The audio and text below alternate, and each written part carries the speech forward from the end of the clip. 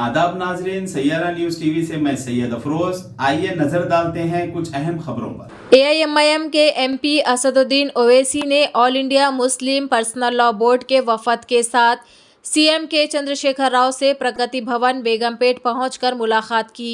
उन्होंने CM KCR से दरख्वास्त की कि पार्लियामेंट में यूनिफॉर्म सिविल कोड पेश करने पर इस बिल की मुखालिफत करने की हिदायत दे। CM KCR ने वफद को तयखुन दिया कि BRS के अरकान पार्लियामेंट लोकसभा और राज्यसभा में इस बिल की मुखालिफत करेंगे, जिस पर असदुद्दीन ओवैसी ने CM KCR का शुक्रिया अदा किया। असदुद्दीन ओवैसी ने मीडिया के नुमाइंदों को मुखातिब करते हुए कहा, हिंदुस्तान जहां कई मज़ाहिब के मानने वाले लोग रहते हैं, यूनिफॉर्म सिविल कोड नाफिज नहीं किया जा सकता। PM मोदी मुल्क की अवाम में नफरत पैदा करने के लिए मुल्क में यूनिफॉर्म सिविल कोड नाफिज करना चाहते हैं। ये कानून मुल्क की अवाम कबूल नहीं करेगी।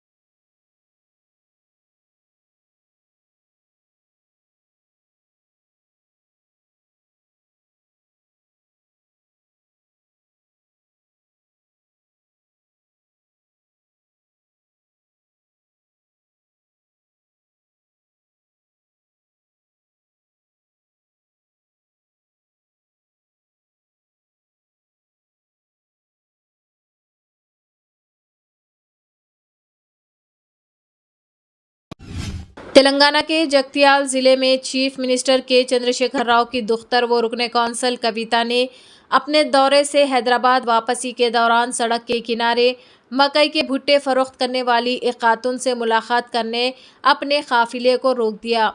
रुकने कौंसल कविता ने कमरम्मा नामी खातून के पास मकई के भुट्टे खरीद कर खाए।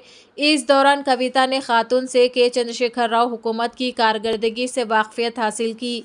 इस मौके पर कमरम्मा ने बताया कि चीफ मिनिस्टर के चंद्रशेखर राव इन्हें हर माह वजीफ़ा देते हैं। उन्होंने हुकूमत की जानिब से गरीब खानदानों को दिए जाने वाले स्कीमात की सताइश की। बादअज़ां कविता ने कमरम्मा के साथ सेल्फी भी ली। सड़क से गुजरने वाले अफराद भी इन दोनों की बातचीत को गौर से मुशाहिदा किया।